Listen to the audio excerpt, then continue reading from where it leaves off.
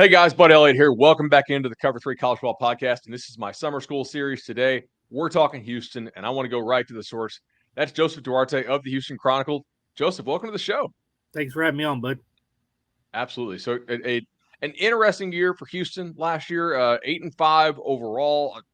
Some awesome games, some really puzzling games. That obviously made a little more sense to you when I read your coverage about some of the injuries that they suffered, and some interesting coaching decisions at times in some of the ball games. Let's jump into the offensive side of the ball, which is where there was a lot of positivity last year. A top 20 offense, according to Bill Connolly with his SP Plus ratings. But you do lose Clayton Tune on that side of the football. But Donovan Smith comes in from Texas Tech. Is it appropriate to assume he'll be the starter? And what have you heard about how he's looked? It is. They brought in Donovan Smith from Texas Tech. They had Lucas Coley, who was previously at Arkansas, also on the roster. But just based on experience, and this is a key year for Houston. You wish if you're Dana Holgorsen that you had Clayton Tune for another year, but you're starting from scratch at that position. And going into the Big 12, you really got to go with the guy who has experience. And oh, by the way, Donovan Smith played in the Big 12. He actually beat Houston in week 2 last year with an incredible comeback. But just coming out of the spring, they haven't officially announced the starter. But, I mean, you can read between the lines. He's got the most experience. He's a guy that they feel fits their offense. Feels like they'll be able to stretch the field. Probably doesn't have as much mobility as Clayton Tune did, but they still feel like in the passing game, they'll be able to do plenty. The key is finding another Tank Dell, and those don't grow on trees. And he's certainly a guy that they're going to miss, and it's really going to have to be by committee in terms of who Donovan Smith is going to spread the ball around to. You mentioned loss of Tank Dell last year, 155 targets, 109 catches. Now he's off to the NFL for good reason. They take Josh Cobbs from Wyoming. They take Stephon Johnson from Oklahoma. Is it Oklahoma State? I'm trying to remember. Oklahoma State. And also they took Michael Laughlin, the tight end from West Virginia. You kind of alluded to it with the committee comment there. Are any of these guys standing out above the rest, though, in terms of the transfers that they took? I've heard a lot about Cobb. They're really high on him, but really the guy coming back, Matthew Golden, he'll be a sophomore this year. He was one of the highly rated players as part of that 2022 class, and they feel like he can step into that role. They have Joseph Manjack, who was formerly at USC. He missed some time last year with a hand injury. And then what they've done just from a standpoint of recruiting, they've got 3 guys coming in who are among the top 10 in the modern recruiting era, and that's Jonah Wilson, which I keep wanting to call him Jonah Hill, and I hope that doesn't get into a story at some point. Jonah Wilson, you have Mikhail Harrison Pilot, who is the really big get, and then you have a guy that they feel like they can do some different things with Parker Jenkins. So right there, they're going to be young, but the mixtures of the transfers that you mentioned and then the returners, they feel like they've got some speed, especially, and some talent that maybe won't be just this year, but at least moving forward. So on the offensive line, I'm really excited to talk about this. And I mean, maybe it's not exciting, but to me it is. And that's why we do summer school. They have lost a lot of pieces on the offensive line, and they brought in a number of pieces. I think 4 transfers in, I think 5 transfers out, maybe more. It's kind of hard to keep track. Over 3,000 players in the transfer portal. What are you seeing in this offensive line group? And is it a thing where, like, is this a big step back? Or like all the guys who left, do they all matter to the team? Because like some of the guys didn't play very much, but I'm not really sure the level of transfer they took. This is a unit I'm having a hard time like wrapping my head around. Yeah, I think the number was 7 at last check for the offseason. And a lot, like you said, a lot of these guys were guys that got limited time, backup roles. The big one was Cameron Johnson. He was the left guard, all conference type guy. That was a little bit of a surprise for them. But for the most part, you I guess at the right tackle spot with with Robinson was also a big one. But they bring back Patrick Paul, and he's the anchor. He's the left tackle, 6'7", 300, and I believe he's 310 or so, 315, maybe even 320.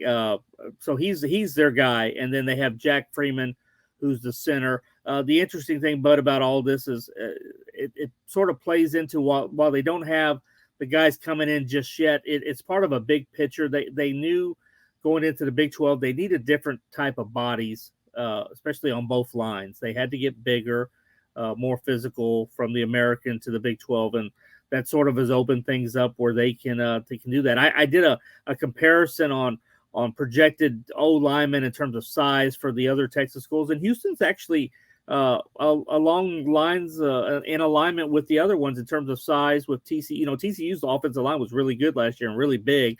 With what they have back this year with Texas, Baylor, and Texas Tech, Houston's size matches up pretty well. So it's going to be a process. They know they're not going to be able to get them all in 1 year. They have Demetrius Hunter. He was a Oklahoma commit from last year's class that plays the backup center spot. They probably get him in there at some point this year, just because they're going to lose Freeman. But for the most part, they've been able to address some things in the portal. But they're going to have to. This is a more multiple year type deal when it comes to getting your guys, and the fact that Patrick Paul will be in the NFL draft at this point next year, or will be in camp. Those are spots that they're going to have to fill some sooner rather than later. Sounds like the offense should still be a pretty good offense, maybe not quite as good as it was last year with the loss of the quarterback and Dell and a couple of the linemen. Is that fair to say? Well, we're not even mentioning they lost Alton McCaskill. I mean, that was supposed to be That's the right. guy in the backfield. He missed all of last year with the ACL injury.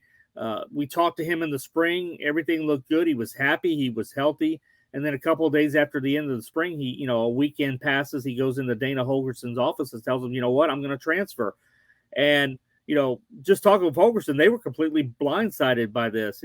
There was a immediate connection that he could go to Colorado, and hey, guess what? He ends up at Colorado. So, Houston, from the NIL standpoint, isn't quite able to provide or offer what some of the other Power 5 schools are doing. And that was the big one that they lost. That was the one that they couldn't lose with McCaskill. But I thought they rebounded nicely to get Tony Mathis Jr. from West Virginia, led the team last year and rushing. He's kind of a physical potential every down back, and they can mix him with the speedster Stacy Sneed and another bruiser and Brandon Campbell, who was at USC. So it's not quite having McCaskill and his 1,000 yards and 16 touchdowns from a couple years ago, but at least they were able to go in and get someone heading into the summer.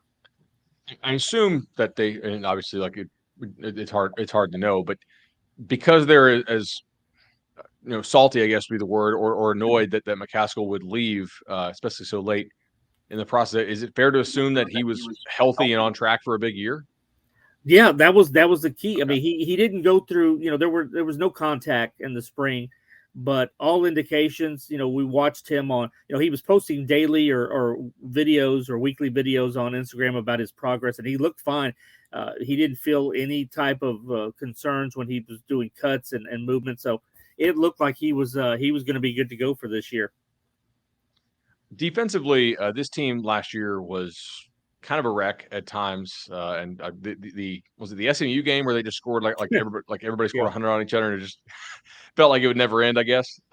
Pretty exciting if you're a fantasy player, obviously.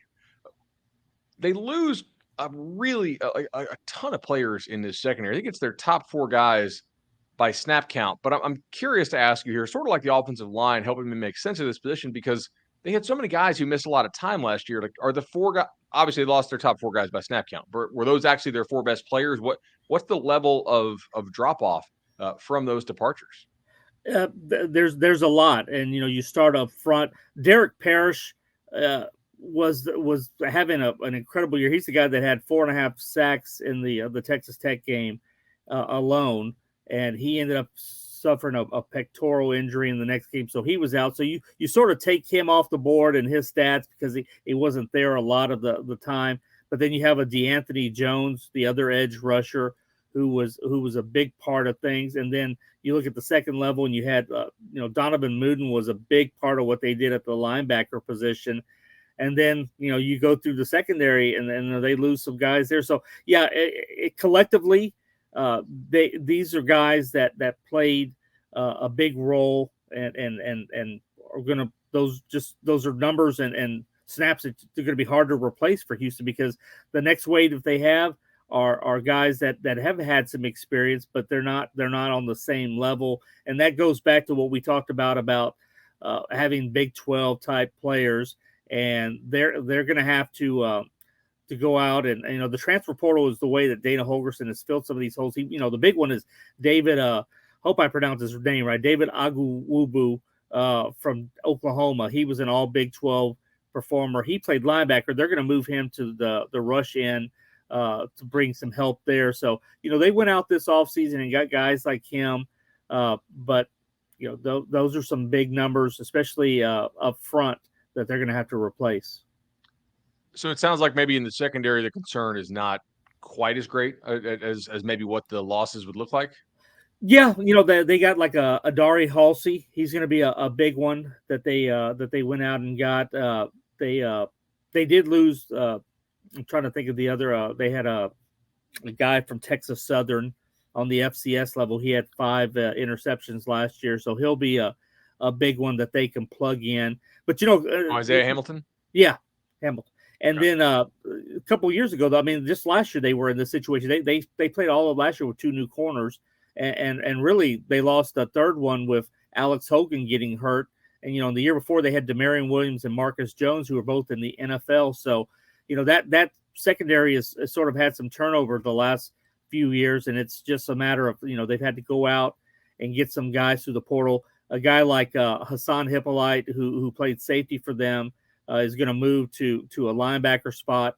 So they've got some moving pieces right now. I would say coming out of the spring, linebacker is the biggest concern for them. They lose one to grades recently with Ish Harris. He was from Texas A&M. But if I had to point where there's going to be some answers or need to be answers in the summer, it's at that linebacker spot. Makes a lot of sense. Joseph, where would you say is the biggest drop-off from starters to backups on this team, not including quarterback, obviously, or maybe not, obviously, since the Coley kid is maybe not terrible. O-line. Where would you say is the big drop-off? O-line, okay. Yeah, I think it's the O-line, just because, I mean, you've got some quality guys, and then you've got some guys that have some experience, but they and this goes back not just the last year or the last 2 years. They really, number-wise, for whatever reason, didn't do as good of a job getting those guys in position to have some quality backups. So, and then you couple that with the 7 that you lose in the transfer portal, even though they weren't starters or considered top quality backups, you still lose those numbers that you have to replace. So yeah, there's some work to do on the offensive line, and I think that also factored into why you didn't see Brandon Jones, the former offensive line coach, return this offseason. They just felt like at that position, they needed to do a better job. Makes a lot of sense. Last year, the kicking game struggled pretty mightily at times. I mean, they were what, 1 of 5 on field goals over 40 yards, and not terrible actually on some of the shorter stuff. They just couldn't make the kicks in that sort of 40 to 45 yard range, which are critical kicks oftentimes. They lose both kickers. What's the status there? Well, you're right. Kicking was sort of an adventure last year and how it went. They went out and again, the portal will play a role in this. They've got Jack Martin, who played at Alabama. They'll see how that goes. And then, the name is skipping me here. They have one returner. Ramsey or Baxa? No, Ramsey and Baxter are both gone. Those are the 2 that they lost. Ramsey, the way Dana would envision doing this is that he had one do kickoffs and one handle PATs and field goals. I would assume right now that Martin would be the guy to handle field goals, because they don't really have anybody that has a lot of attempts on the collegiate level. So they might have to go that direction early on. So we may just see, one guy. So I'm not sure, but this will be an area that, Data, he likes he'll go for it on fourth down and do a lot of that stuff. But, when you need some field goals or you need some points on the board, especially when moving to the Big 12, they're going to need to produce this year. Interestingly, with their schedule, and something always got to track in the Big 12 when you play those non-conference games is, do you get the 5 home games or do you get the 5 road games? They do get 5 home games this year.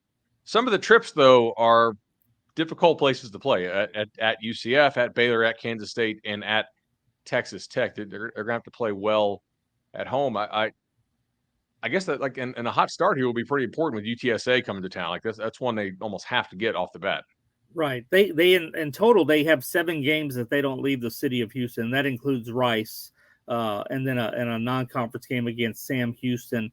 And then I think the farther trips are the last one of the years at UCF, and then they go to Manhattan for Kansas State. So it's a really manageable schedule. There's not a lot of like a back-to-back stretches, that kind of stuff that you have to worry about. But you're right.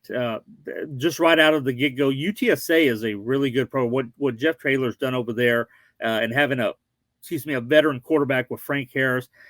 Houston got pushed to the limit last year and needed 3 overtimes just to win in San Antonio. So that's not a gimme on the schedule. And then you look at what they have to do a couple of weeks later, and then they open against TCU in their Big 12 debut. So the home schedule, I think that there's some potential there with, West Virginia is some people aren't real high on them right now. Well, what do you get from Oklahoma State? Cincinnati's probably not going to be as dominant as they were in the past few years. So, those are some home games that you're going to need to grab a win, because you're right that schedule, it doesn't get any easier. You don't have any more Temples and Tulsas and stuff like that. And frankly, they didn't beat Tulsa. And they didn't beat the Tulanes, so they're going to need to step it up with this move to the Big 12, and that means on every front, Bud, not just on the field, just a lot of the things that they're doing facility wise and budget wise, and getting some new money in that they just haven't had for the last 20 plus years. Well, to give them a little bit of credit on this Tulsa thing, I think in hindsight, Tulsa was not a better team than we realized, but had better individual players than we realized. Like 2 corners, two receivers who are either in the league or will play in the league. Auburn took both their tackles, and one's going to start, and the other one's going to be their top swing tackle. And Oklahoma State took their top linebacker. So, like, Phillip Montgomery, I know they didn't win a lot of ball games, and Georgia Southern took their quarterback. Like, there's actually like some decent players on that roster. But yeah, certainly that's not a program you can be losing to. If you're Houston, we'll be really, really excited to follow the Cougars this year. And Joseph, where can everybody follow you on the socials? I'm on Twitter at Joseph_Duarte. And then you can follow the Cougars on HoustonChronicle.com. Awesome. Thank you so much. Thank you, Bud.